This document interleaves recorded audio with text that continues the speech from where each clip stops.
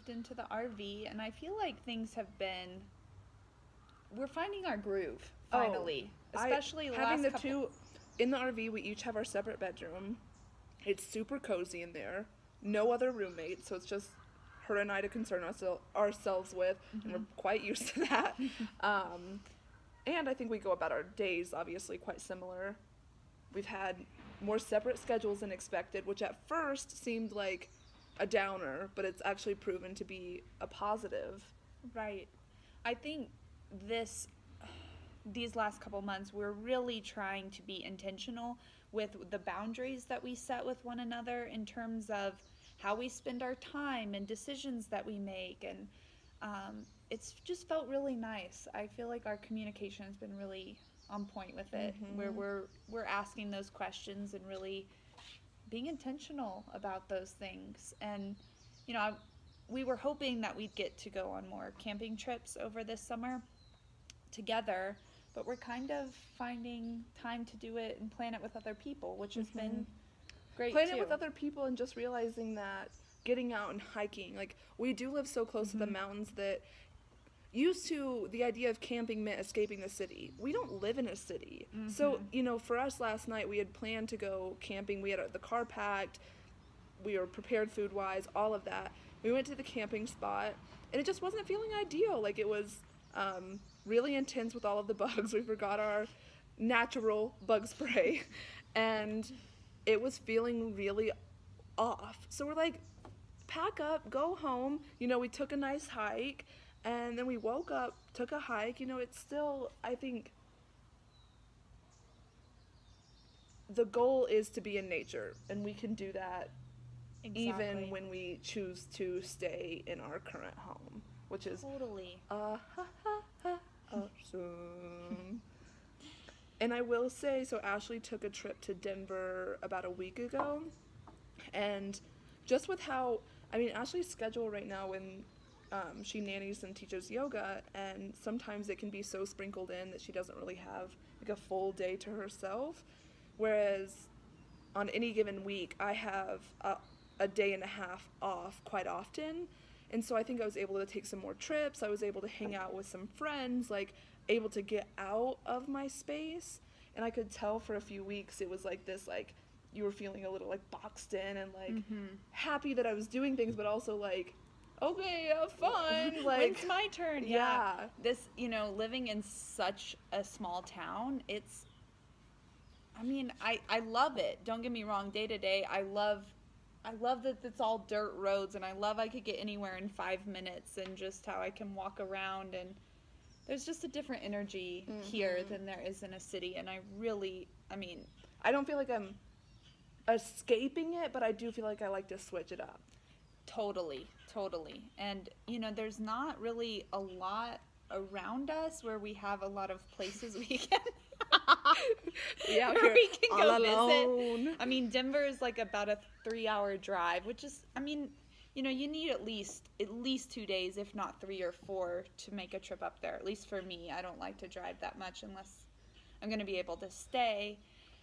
And yeah, my schedule kind of boxed me in there for about 5 or 6 weeks where I wasn't really able to get out of town, and just so refreshing when you do. And yeah, she came back like alive and vibrant, and it was so nice that we were both feeling fulfilled in that way, and it was nice to come back together. Like, we have had an awesome past couple of days coming back together. I mean, I have felt so inspired, so alive, and not in an extreme way, which is something that we talk about, is really trying to find that balance between not doing bad, but not doing what you think is awesome and amazing and it's so exciting. Like, really finding that day to day of like, ooh, this feels right, this is good. Like, it feeling that like that natural bliss where it's not extreme. yeah, And not like going after these intense pleasurable experiences, but like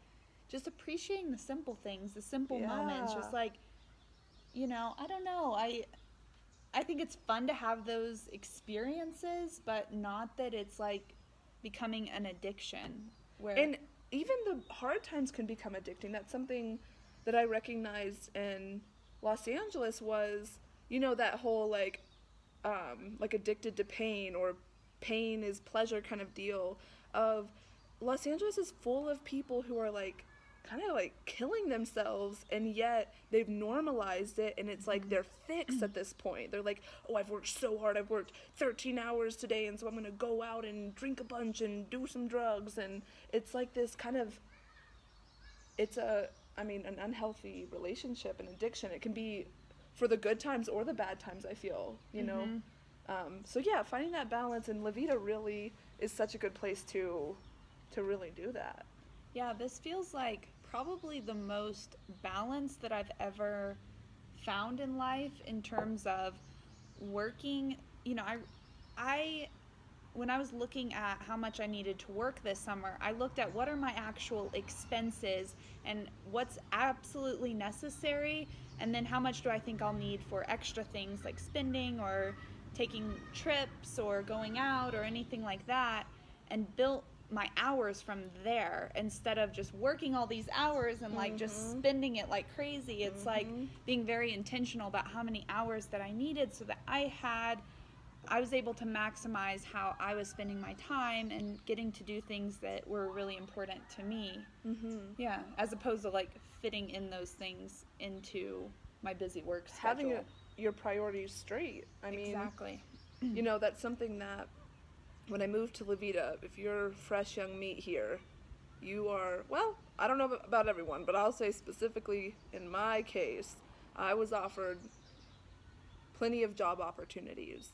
And I tend to take as many job opportunities, or I'll say this, I'm usually quite driven by how much money I make. And I recognize that that's not why I moved to La Vida, and that I was really looking to simplify my life, and I was really ready to be serious about my priorities. And I have a really hard time giving myself time off. It's really hard for me.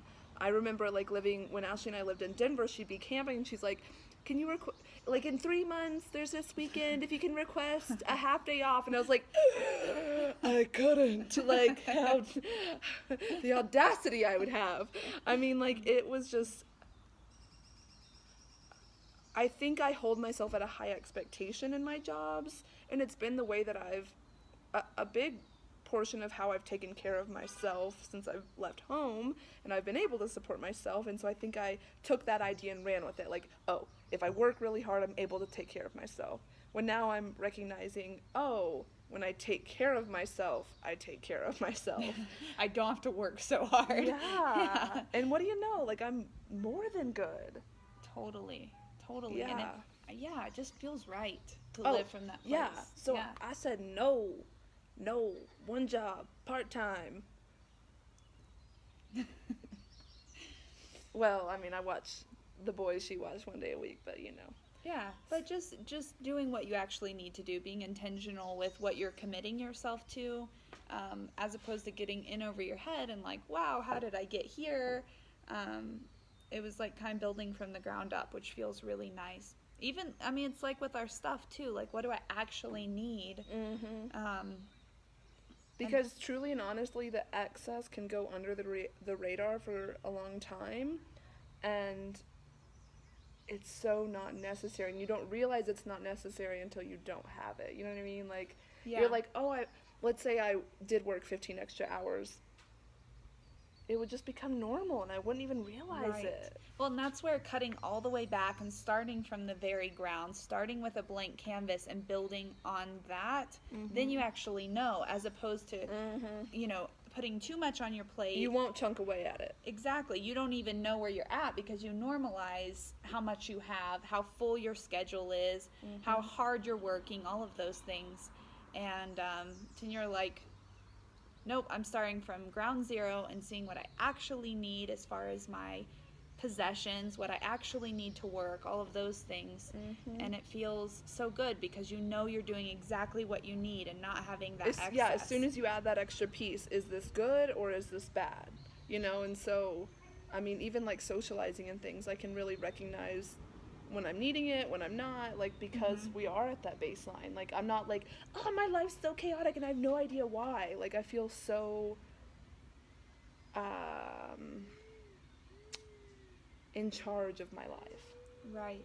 And I feel like living in a small town has really helped with that too, because there's not like a ton of things to do, as far as places to go, or I mean, really in the evenings, and if it's through the week especially, all the restaurants, the coffee shop, all of that closes down about 3 o'clock. So, you're really left to entertain yourself, which which has been nice, to think about how do we want to spend our time, and not getting so bogged down with I mean, so God, you have to many. pick from hiking in a beautiful mountain or sitting in a hammock. I mean, even tonight, it's not like we're just here at the park having a glass of wine. It's nice.